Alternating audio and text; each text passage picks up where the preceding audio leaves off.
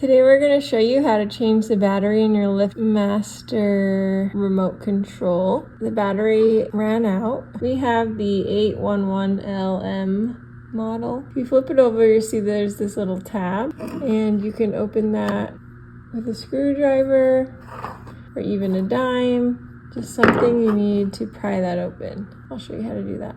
Take your screwdriver and you will pop it open.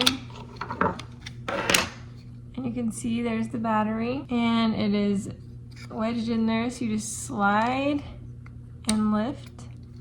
Take the battery and you will slide it under these two little wedges here and then push down, and now it's in place. You want to make sure that this positive side on the battery is facing up. You can take your cover and snap that back on.